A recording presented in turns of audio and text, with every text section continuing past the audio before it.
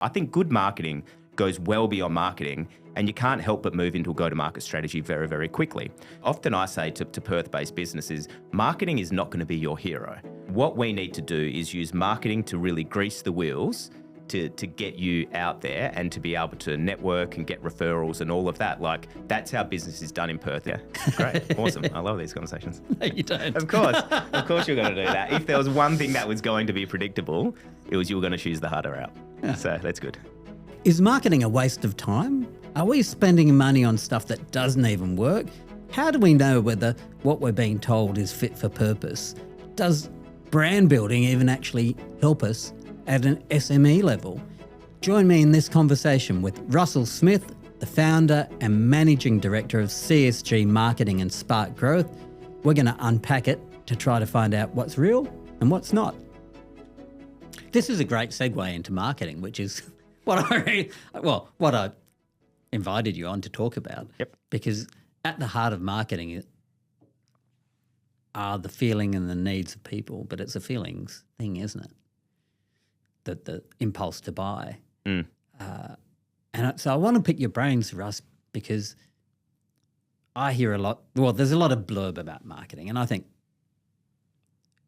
everything has its place. What works for big brand strategy in corporates doesn't work for SMEs. Mm-hmm. And there are many more platforms and ways you can approach a market. And maybe I'm kidding myself or I'm cynical because I'm getting old. I think half of it's nonsense. So I wanted to ask you plainly, what really works? What are we being fed, Russ? That's nonsense. And then I'll backtrack and ask about who's Russ and where did you come from? Yeah. I'm just going to do this backwards. Perfect. That works. We'll just go with the flow, go with the energy. It's a good question. So first of all, the piece on being cynical is I don't blame you. And marketing these days is a really hard thing to sell, to quote unquote sell, because I think so much of the market has been scarred by people who don't know what they're doing, people who are overly myopic in their view, or people who have a service and they're like, I'm selling this marketing service, call it SEO or call it ads or whatever it may be, and by God, you are going to buy that service. I don't care if it's good for your business or not, but I'm selling it, and then that's it. And so that has completely, I think, made the market really scared, and for the most part is people are really wary of engaging with marketing. So at its most foundational point is, to me, marketing is just simply about how do you influence somebody's decision. And so you have a business over here, you have a consumer over here. What does the business need to do to be able to influence this person to buy their product or make a decision or whatever that may be? And so as soon as you then reframe it around that lens, it just opens up so much more. And then you need to think about, all right, well, what are all the different things that we need to do that would move person from here to here to here to here to here? And if that happens to be SEO, or if it happens to be ads, or it happens to be a new brand, or it happens to be, then that's all the stuff that we actually need to think about. But I just think over the last few years, there's been a stream of way too many like hacks, quick fixes, all of that stuff, or where people will send you the email marketing. How annoying. That's just been destroyed in the last few years because you would wake up. How many emails did you delete today from people who are selling stuff? I reckon this morning 5, and that would happen every day. And I block people, and it's just annoying. It's annoying, and it's really ruined it for the people who are trying to do it well. And that's just transaction.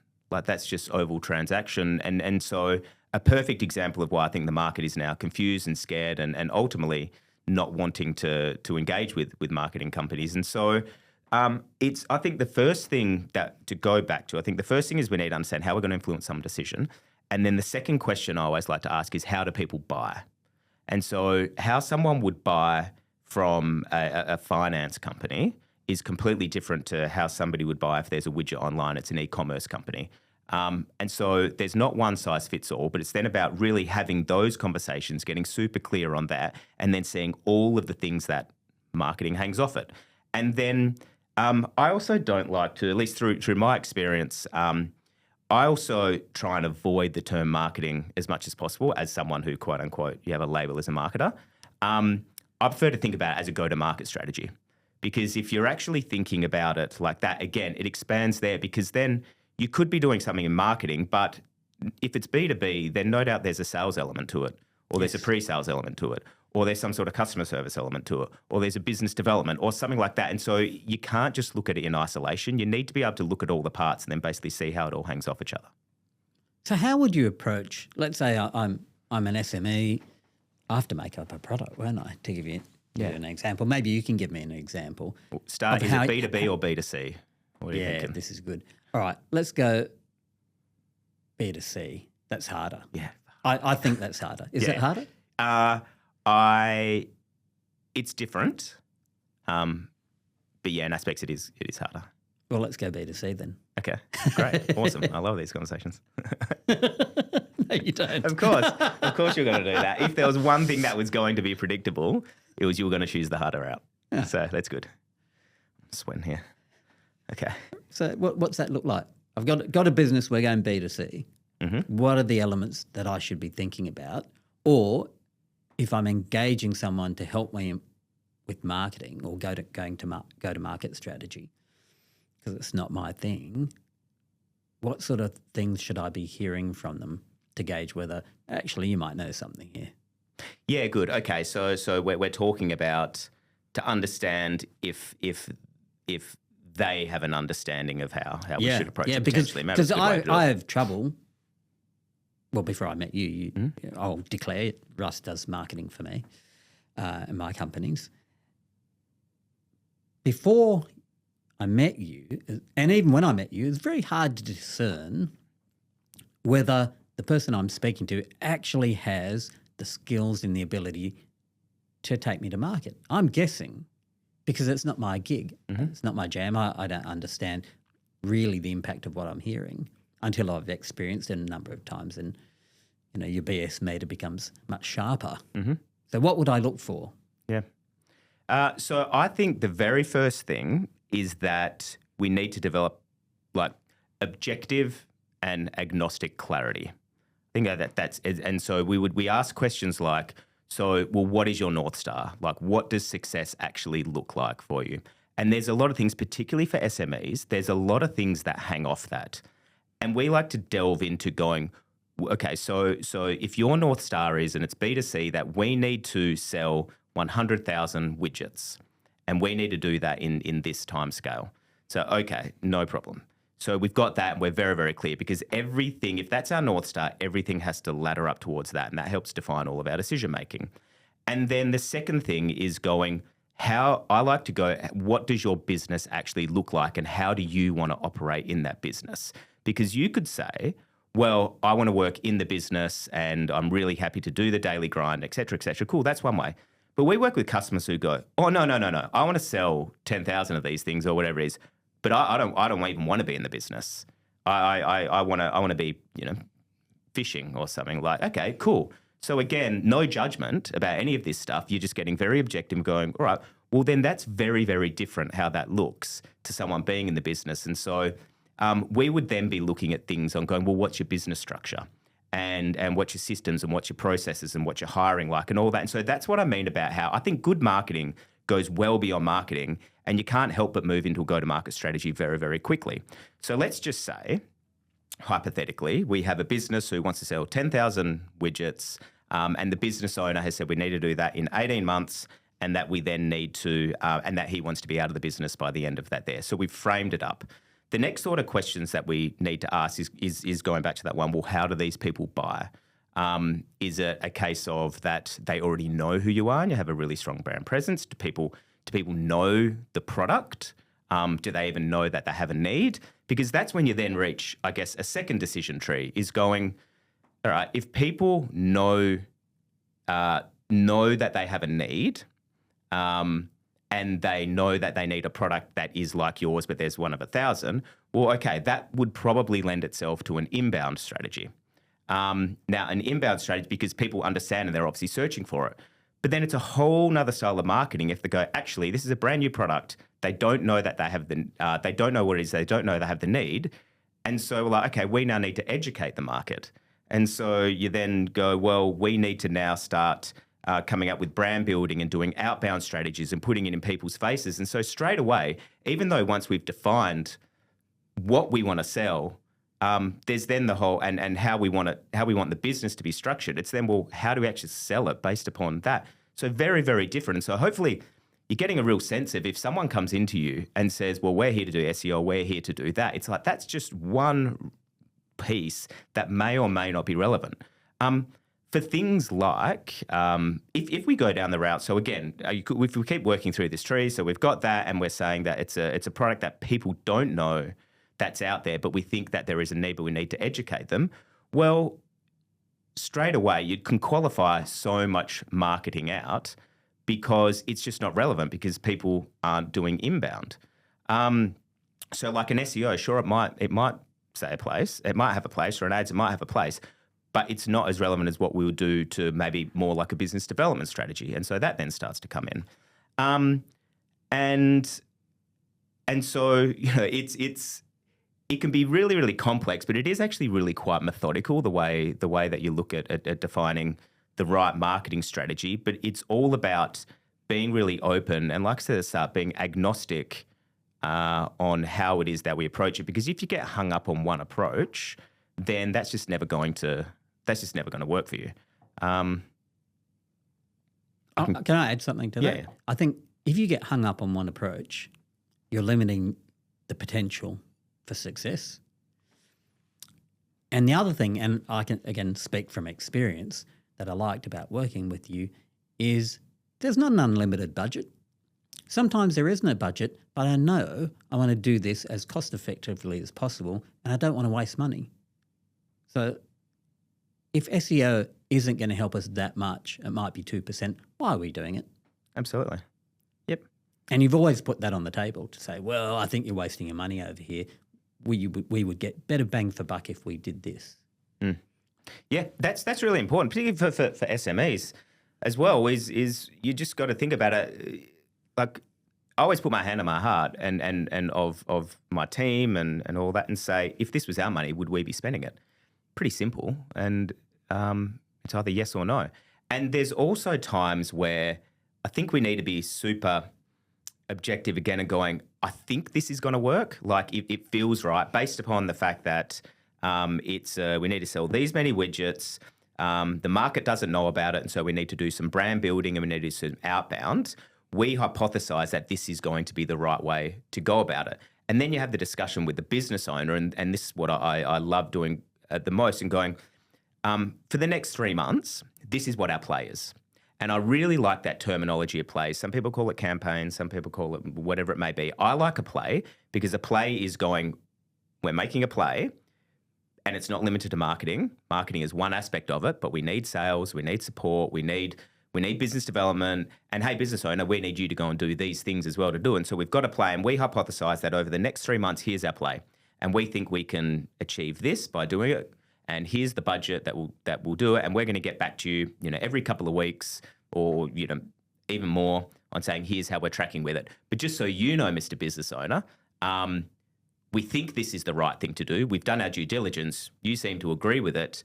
But we'll let you know if we think it's working. We'll let you know if we think we're not. And if it is, fantastic. And then we start to double down. And that's where the budget can come in because ultimately marketing needs to be a revenue center. We need to drive revenue for marketing and profitability. Oh my God, that is such music to my ears, Russell. Yeah. I'm a business owner. If we're investing money into marketing, there's got to be return on investment. Yeah. Where are the sales? Mm-hmm. Yeah, absolutely. And they're the discussions that need to happen right back at the start as well. And then just going like, there's always going to be an investment. And then we need to be able to say, well, for this amount of money, here's about how much we think we're going to get in. There is always that gap, like there's going to be. And we have those conversations many, many times. So I'm like, just back us in here. We think this is the right thing to do. Here's the data that backs it up. It's probably going to take us 3 months to get there. Let's move. And then we adjust. there. Whereas, one of the worst things that we can do is just turn something on. And what I really get hung up on is organisations where like, well, you've got a 12-month contract with us. You're like, how does that even work? Because in the space of 12 months or 6 months or 3 months, we could have tried 50 different things across 10 different functions, but we know that everything is laddering back up to that North Star. And that's really, really critical. So we know at stages when we say, this is working, this isn't working, but are we grounded in the fact that we know what we're actually trying to achieve here? So I'd like to put on the table that marketing is a business function. It's not an external thing that I better do some marketing. Well,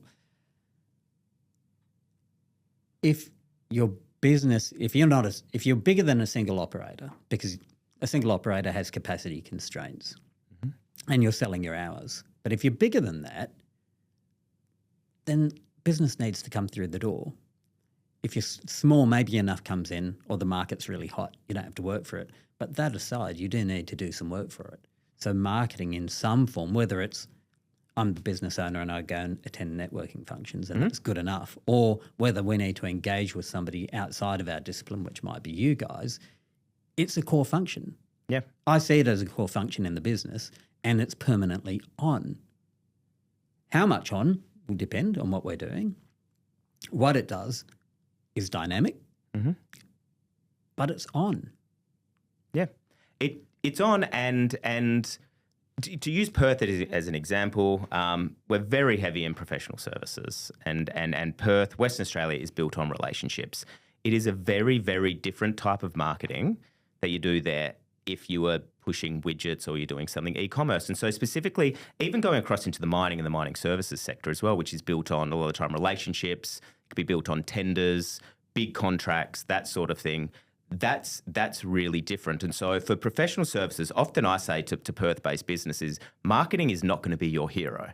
What we need to do is use marketing to really grease the wheels to get you out there and to be able to network and get referrals and all of that. Like that's how business is done in Perth. And so a typical engagement they would have for a professional services company is we've got to build them a really strong foundation. And so again, we understand what it is that they need to achieve. They need to get 5 new clients a month. Okay, who are they? Where do we think they hang out? How are we going to get to them, etc.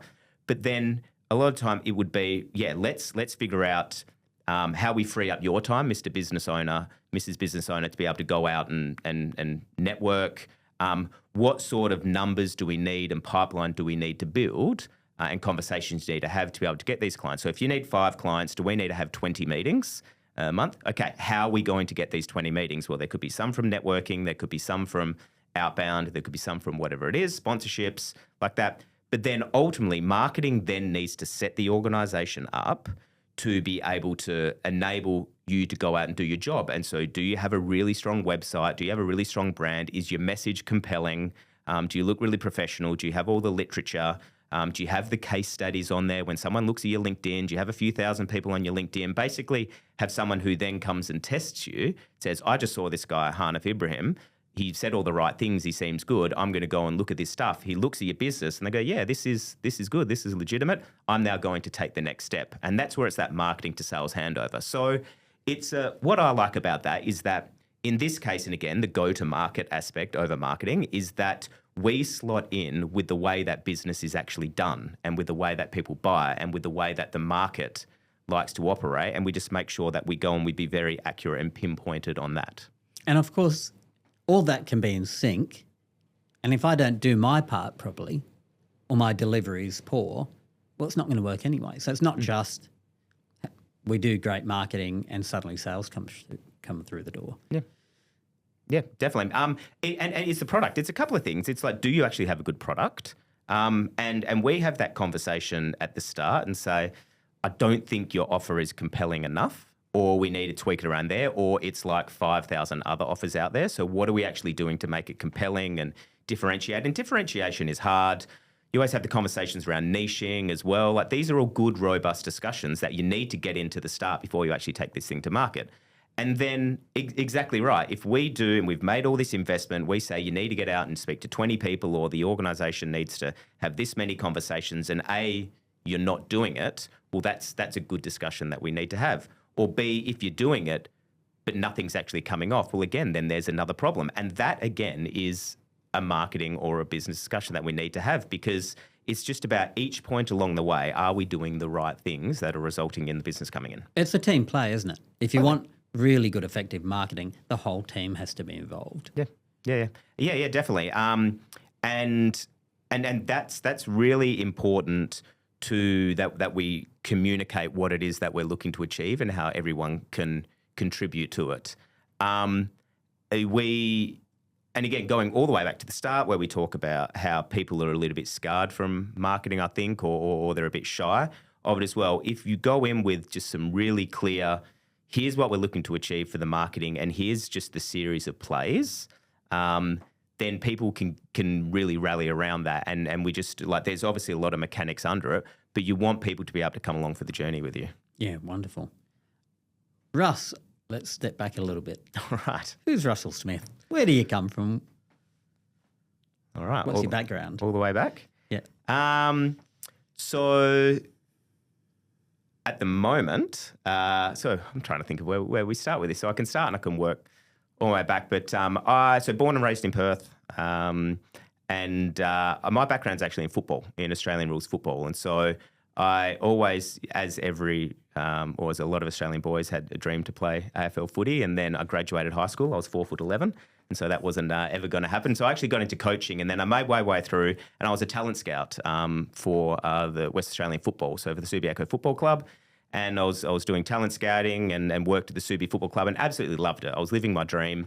But it got to the stage where my passion had become my job. And I specifically remember the moment where I'd actually watched 36 games of football in 1 week for talent identification. I'm like, oh, geez, like I'm just not enjoying this anymore.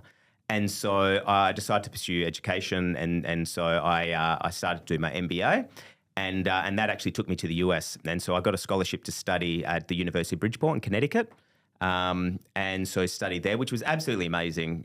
So did that ended up being for about 12 months. And then I got a job as part of an American program working for a cloud computing company called Akamai based out of Boston. And I just happened to hit the trajectory at absolutely the right point in time. They were a publicly listed company. They were maybe doing, I think they were doing about 800 million and they had 500 employees. And I came in, was taken under the wing by the CMO at that point. And by the time I left them 8 years later, they were doing $3 billion and had 5,000 employees. And so just hit it at exactly the right point, had no idea what I was doing, had never done any form of marketing in my life. But I just said yes to absolutely everything. And so I was definitely punching above my weight on all of this. But what that did, a few things, was enabled me to stay in the US for a long period of time. I was able to travel all over the world. But it gave me that real business-hardened kind of understanding about what actually makes businesses successful.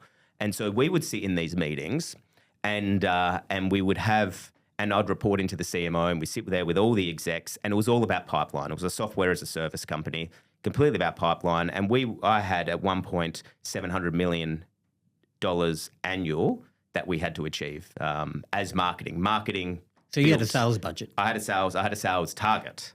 So I had a sales target, and marketing had to develop $700 million of sales. And then that was quarterized and then broken down by the month. But we had a very good understanding that it was typically running at about 3x of pipeline that we had to open to then close this $700 million. So to be even more daunting, we had to build $2.1 billion of pipeline, marketing-generated pipeline, just to hit our target. So we'd sit in these meetings and we'd have a weekly sales meeting of which marketing was absolutely involved in, and they'd look at us and they'd go, and they'd call me Rusty, and it's like, Rusty, at the moment, marketing is running at 1.5 x. You need to be running at 3x, and because you're already behind, you actually need to be running at 4x the remainder of the quarter. So can you please tell me, what is marketing doing to generate another $1 billion of pipeline over the next 3 months? They're worse than me. And yeah, absolutely. yeah.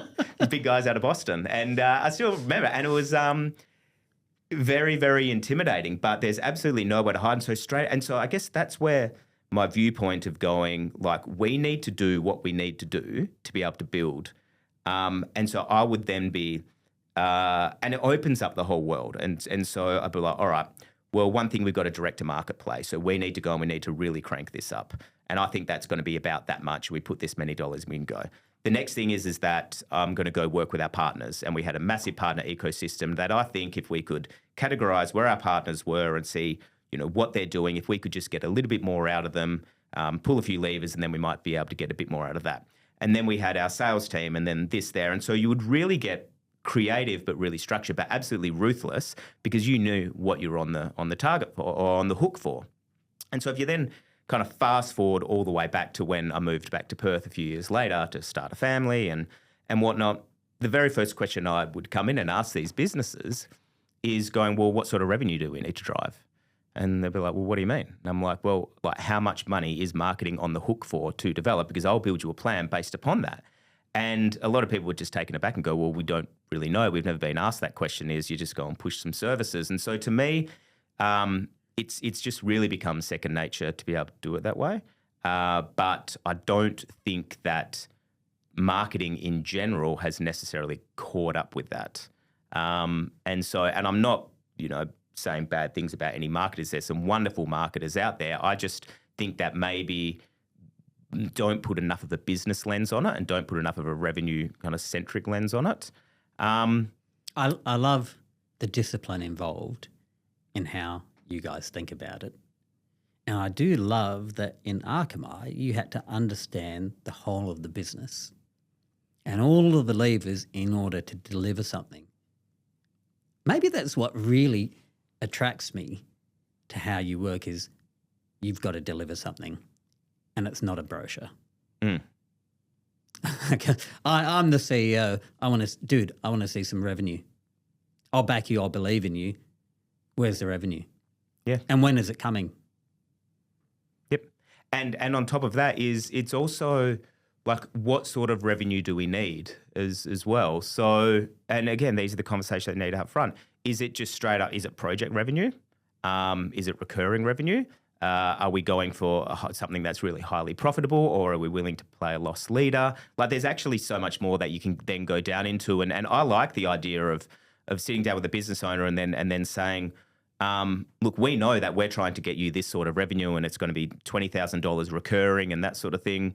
And so we'll build a plan for that. But probably over the next 3 months is we need to build a foundation. So how about we just go after a couple of projects for you? Like, is that going to help you? If we can bring some money in, we can create a base for you. And yeah, it's just being able to deconstruct it that way. And honestly, as I think it's the strength in my viewpoint has really like become a lot better over time because I am a business owner and I treat it that way as well. And so I'll sit across from you and geez, if this was my company, what is it? What would I want to be seeing and what would I want to be hearing? And does a business owner want to be waiting 2 days or working through an account manager or doing that? Or do they actually want to be sitting there and interacting with the person who is helping build their marketing? And so out of all of that, there's almost created like that whole job to be done type framework, which is like, what is it that as a marketing organization we need to do to make this organization successful? It's pretty much as simple as that. Yeah, beautiful. So you came back to Perth, you started CSG marketing, which is still running, of course. Yep. What's your, where do you pitch? Because if I'm a one-man band, I've probably got, well, I could use you, but maybe there are other tools I should use, and maybe I can't afford you, I don't know. Yeah. So it's interesting that you asked that question because CSG marketing then split out to become Spark, and that was taking our own advice. And so when I came back, I had all of my contacts and networks and everything were all based out of the US, although based globally. And then when I come back here, I just started having conversations with them, and they were saying, "Hey, we just need some help here out in Asia Pacific. Do you think you can do this? Do you think you can do that for us? Like we don't have a marketing presence, etc." So to cut a long story short is that I would just sit down and say, okay, what sort of sales do we need? We need $1 million in sales. What's our pipeline that we think we need to develop? We need to develop 3X. Okay, yep, we've got our pipeline. Here's what the marketing program should look like over the next 12 months. Here's the budget that we need that we think we can do it, and then here's the milestones that we need to hit. And so again, very, very strategic, but just saying based upon what you're looking to achieve, this is what we need to put in place, and there'd be lots of different things that we would do: online, offline, inbound, outbound, whatever it is. Again, agnostic. And that was really well, and that was specifically focused at tech companies. But then as I spent more time back in Perth, naturally I was building contacts and network back here, and then all of a sudden the professional services companies start coming, and the engineering companies and the mining services companies and all of that. And I realised pretty quickly the sorts of marketing that we're doing there and the pitch, to your question, is very, very different to what we are now doing for Spark. And so I decided to, probably a few years in, split the two companies out. So CSG Marketing still runs. We've got an office in Amsterdam as well, so we've expanded into Europe, and that's very much focused on tech companies. But specifically now for Australia is we've got an offer that we only work with. I like it, and this is again just being. I guess the learnings of how we can be effective is we work with SMEs is the first thing that are based in Perth or in Australia. They don't have a marketing department, but we must work directly with the founder or the key decision maker, because putting layers upon layers upon layers in marketing is just, you're going to lose things in translation. So typically what that would then look like is that we're pitching to organisations who are in a process of growth or looking to grow or understand what growth means for them, and then we can come in and help build them a strategy and then build them a team that then integrates into their business to treat it as if it's an in-house team. And so, again, very, very different from what the CSG model is, but that was just part of the learnings for us to be able to come in and re-pitch to actually making it relevant and be able to talk to who our customers are. So, Russ, give me, for anybody who's thinking, I probably could engage Spark, what would be the top things they should be thinking about for marketing, do's and don'ts? Yeah, well, first and foremost is you've got to be thinking about the long term. You've got to, you have to be thinking about the long term. And so that's why we really like working with organisations who have been around for a few years. They've likely built their success off the back of their functional expertise. And so they could have come, started on the tools and won some contracts and built up and up and up and that, and they've been able to do it. And so then they're looking to build some maturity and some scale and some systems and processes and all that stuff over time. So the first thing, marketing must be with a long-term approach. The second thing is that they need to have an appreciation that there's lots of different aspects to marketing too. So it's not just, we just need you to come and do this one thing. That just won't work. Going all the way back to the North Star and how everything hangs off on that, we need to say, well, here's a whole body of work that we need to be able to commit to over the long term to be able to be successful. They're probably the two, I guess, mindsets that we really look forward to. And there needs to be a respect for marketing as well. And by no means, I often get fed up when you work with an organisation, we don't do it anymore, where they say, well, you're the marketing, so this is what you're going to do. It's like, no, it needs to be a partnership. So probably those three things, which is the long term, it takes many, many different functions in there, and then the partnership. So where can we find you? So my company is called Spark Growth, sparkgrowth.com.au. Hit me up on LinkedIn, Russell Smith, as well.